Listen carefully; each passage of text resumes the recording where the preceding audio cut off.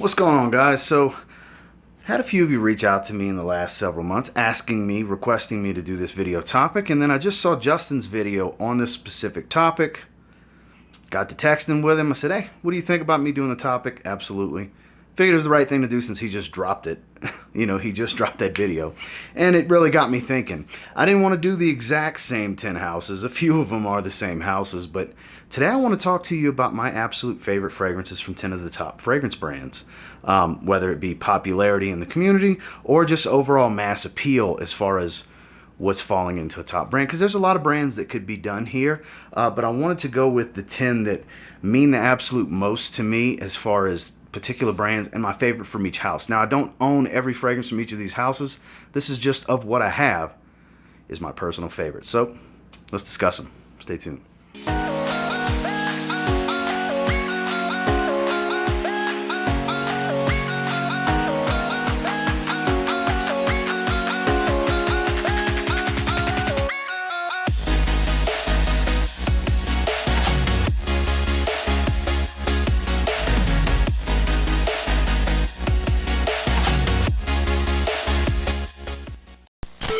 The first one was the toughest one because I love Hugo Boss as a house.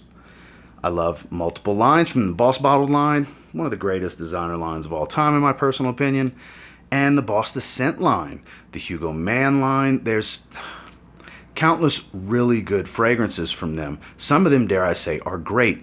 And I had to go with the Boss the Scent line, and I was extremely torn here between Private Accord and the one that I ended up going with, Boss the Scent Absolute. Why did I pick this over Private Accord? With all the love I've given Private Accord over the years, it's just something about the depth, the warmth, and the spice of this. So Private Accord is chocolatey, coffee, leather type of smell with that sweet Maninka fruit. Here, the Maninka comes across a little bit more boozy. There's a little bit more warmth and spice and deeper woodiness to the vetiver that's in here. And I had to go this route. It's not absurdly powerful, but it is one that can overwhelm if you spray this one heavy. This is great in the evening. This is an ideal evening setting fragrance. Date night, special events, whatever. This is one you can reach for, and it's just going to do the trick, regardless of just how dressy the occasion is. This is definitely one I would want to dress up a little bit more. At the minimum, I'm thinking Oxford here, on up through with a sports jacket to a suit without a tie, suit and tie, black tie, all that. I would probably go something much more show out and daring for black tie. That's how I view black tie events, which is a rare thing. I've only done that one time before. But it's just something about the way this one's done. I haven't tried Pure Accord.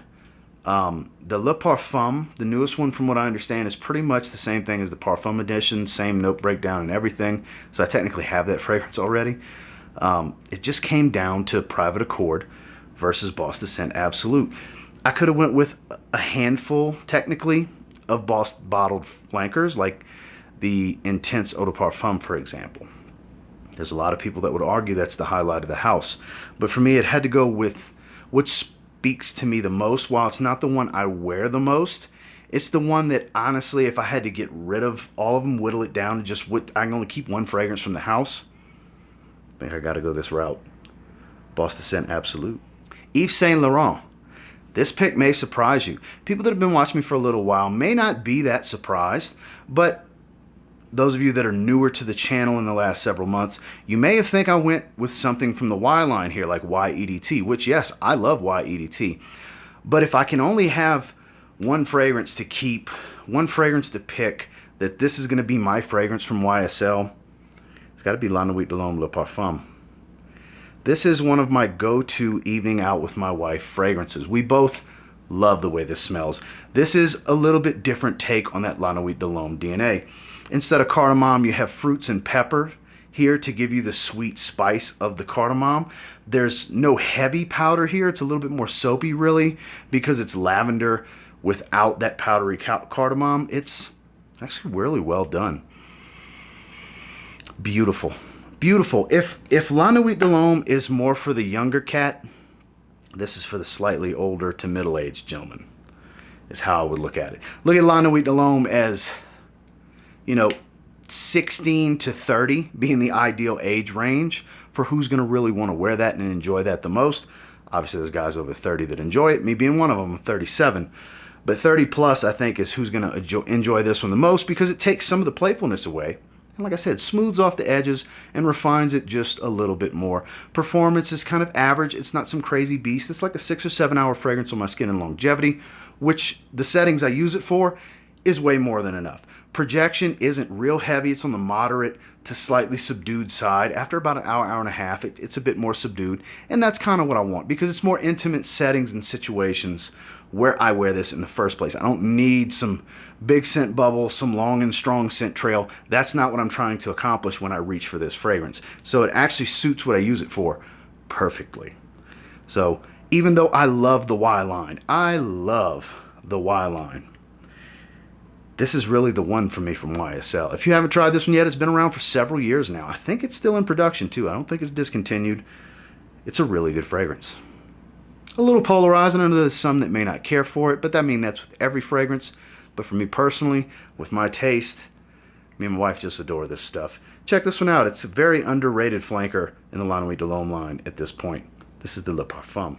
The House of Azzaro, another designer house that is full of great fragrances. The Chrome line, the Pour Homme line, the Wanted line, and so on and so forth. There's so much to choose from. There's a lot to offer from Azzaro, and it came down to 2 fragrances. It came down to, I'll tell you first, the Most Wanted in the Wanted line, because I love that. It's my favorite in the Wanted line for sure. I do like it more than the new Most Wanted Parfum. But man, if I'm only keeping one, if I'm just reaching for one, this is my main Azzaro fragrance. It's going to be Pour Homme Intense. That's beautiful, warm, spicy, boozy, yet still barbershop aromatic scent. I love this stuff. It was love at first sniff when I bought it blindly and did my first impressions unboxing video a while back. I haven't been wearing it as much as I did when I first got it. I do need to reach for it more, but this is kind of bordering signature scent worthy. I mean, for as warm and spicy as this is, I think depending on your setting, you can wear, and now if you're going to be outside in the summer all day, no, but in a summer setting, climate controlled environment, indoors, you can definitely pull this off. This is some classic masculine stuff with a modern twist because of that booziness, this brandy hit that's in there. There's a lot of cinnamon providing a big dose of warm spice, which I'm just a sucker for a great cinnamon note, and there's a great cinnamon note here. You still get a lot of that aromatic soft spice that the original is known for. It's just a much more modern take. This is Azzaro Pour Homme reimagined for the modern day. I love this stuff. It performs great, and you can get it in the sub $40 price point. It checks a whole lot of boxes for me. That's why when it came down to what's going to be the Azzaro fragrance for me, it was tough. Don't get me wrong, because I love the Most Wanted. I really, really dig that. It was one of my favorite releases from 2021. But man, my one fragrance from Azzaro, if you're into barbershop aromatics, this is kind of a modern take on that classic style. Must try in my opinion, but my pick from Azzaro, Pour Homme Intense.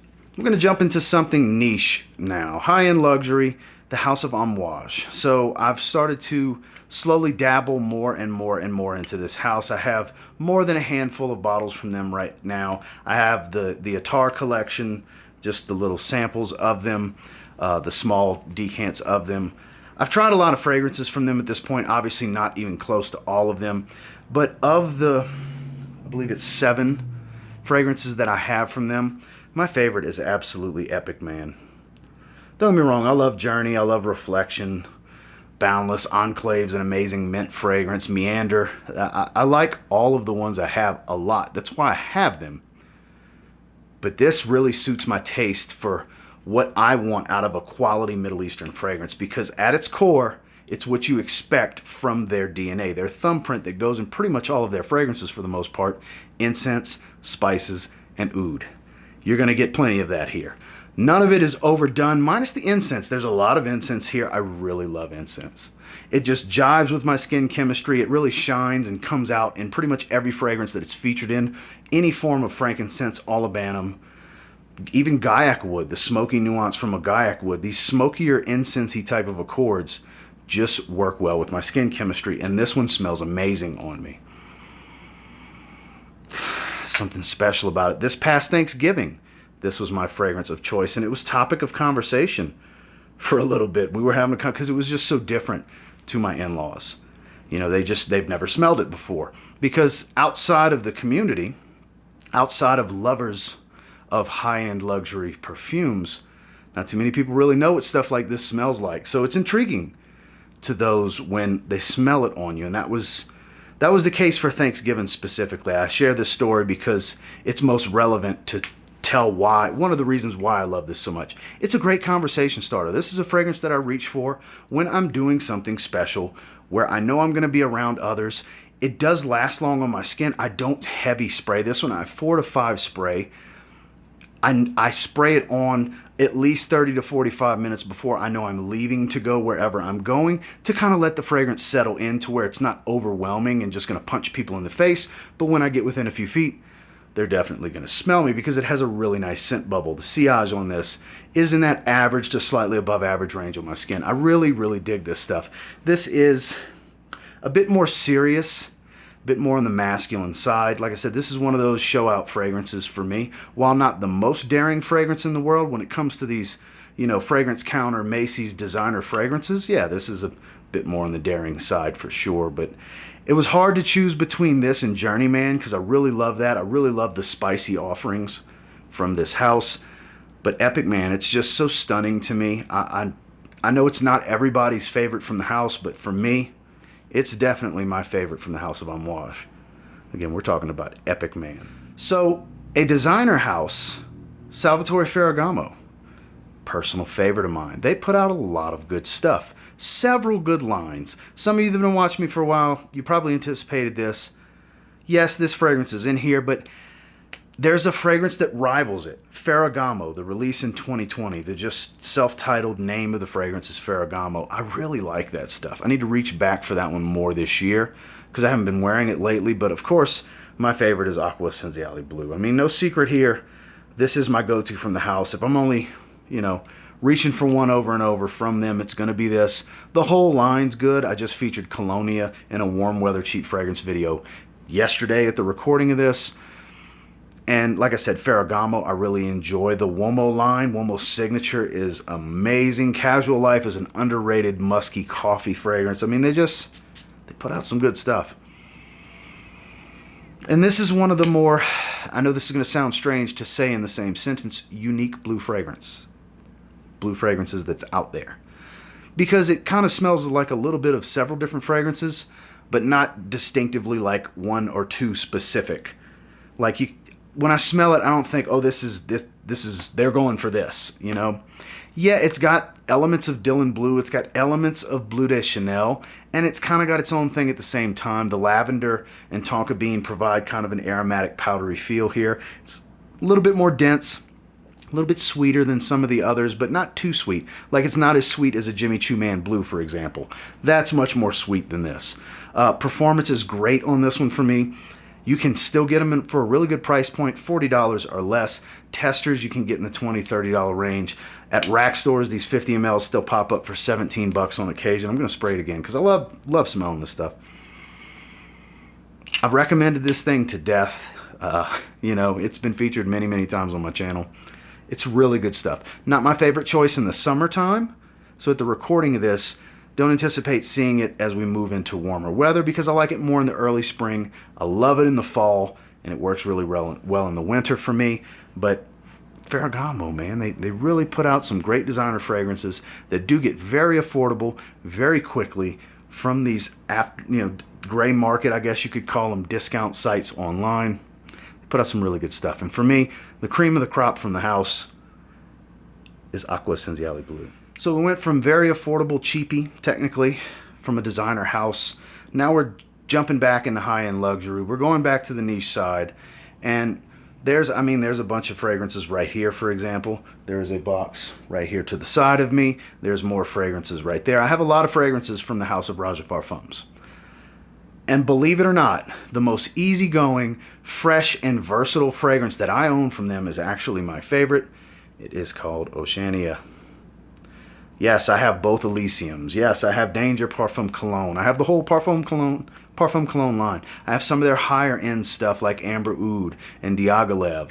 I have the Nuit Apex. Some of these really interesting, very intriguing, just masculine, damn, pretty much masterpiece style fragrances. Top tier quality, great performance, complexity, depth to the scent. Of all of that, this Mega Fresh Aquatic fragrance is my favorite to wear from them. If I could only have one to wear, I'm rolling with this one. It still surprises me the way Raja was able to pull off an aquatic fragrance with nothing aquatic in the notes. There's a blast of citrus, bright, fresh citrus up top. It's aromatic.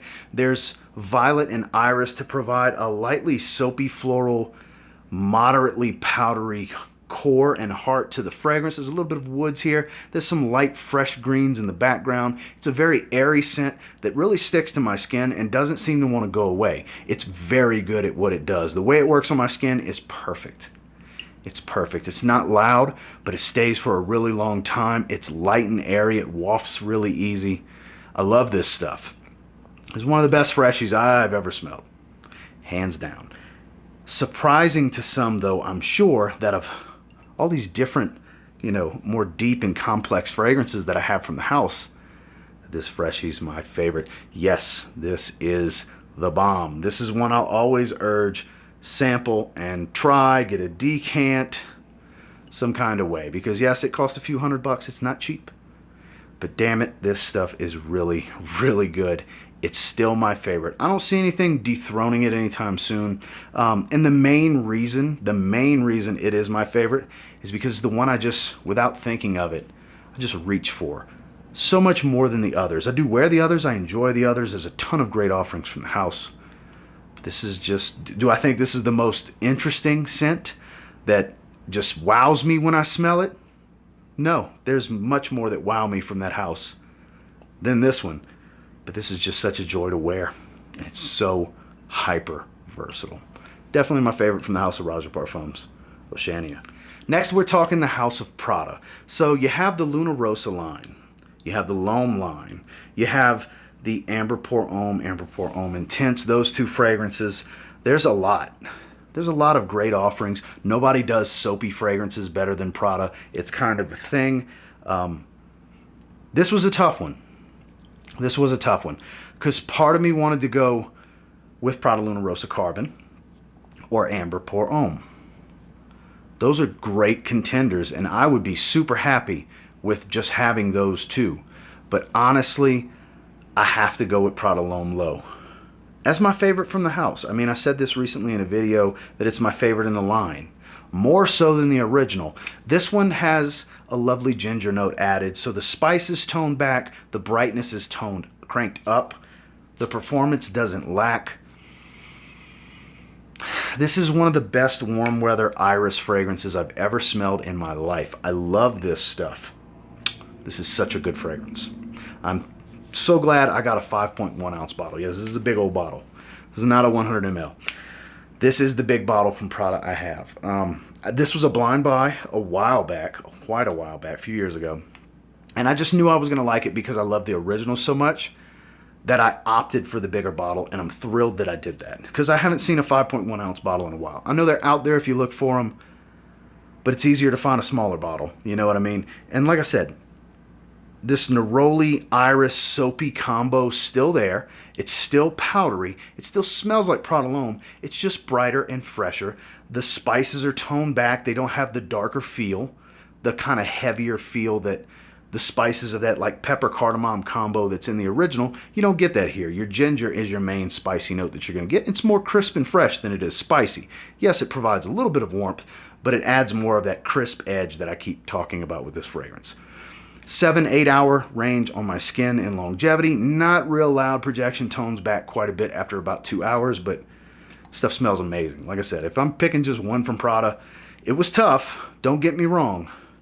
But I got to go with this because it's one of the best iris fragrances I've ever smelled. It's Prada L'Homme Low. These last couple plus this one, I didn't realize I bunched the hardest ones to choose from I didn't realize I bunched them together. We're talking about Giorgio Armani. Now this encompasses the Armani line, Giorgio Armani, which can be Emporio Armani as well. We're talking Armani Code line, Acqua di Gio line, Stronger With You line, so on and so forth. There's a ton of options, minus the Privés, because I don't have any of the Privé stuff from Armani. But I went with the Acqua di Gio line, which may not surprise a lot of you. This was tough, because I really think Profumo is just the best of the line. And the one I gravitate to more is Profondo Lights, last year's flanker at the recording of this. I still love Profondo. I'm one of the few in the crowd that appreciate Absolute. I wore it recently. Absolute Instinct, I actually think is a really good flanker. It's just one of those things where I think the green freshness of this fragrance is what makes me lean to it more these days. I just wore it 2 days ago at the recording of this video. Actually, yesterday at the recording of this video. So it takes that bright, aquatic, watery, marine feel of Profondo, heightens the greenery, tones back some of the synthetic aquatic tone, that aquazone note that they introduced in the original Profondo. And it tones back the performance a little bit, don't get me wrong, but it's still like a 6 to 8 hour fragrance on my skin. That's right in my wheelhouse. That is the sweet spot for me in longevity. And projection is no slouch, but not real heavy at the same time. It's not the strongest fragrance in the Acqua di Gio line, but damn, I think it's the best smelling one besides Profumo. Those of you that know how I feel about Profumo should understand the gravity of me saying that, the weight that it holds saying this is probably the best smelling one. Obviously, that's a subjective opinion of mine, and so others won't feel that way, but some will agree with me. But honestly, if I got to go with just one, it's got to be this one. I couldn't make myself grab Profumo. Part of me wanted to grab Armani Code Profumo too, because that's a really good fragrance. It's still the top of the line for the Armani Code line, in my personal opinion. I still don't think it's been topped since it came out, but we're talking Giorgio Armani. I got to go Acqua di Gio line, and my number one, top from the brand, is Acqua di Gio Profondo Lights. Next, we're talking Christian Dior. Some of you probably guessed, because I can't go against the grain here.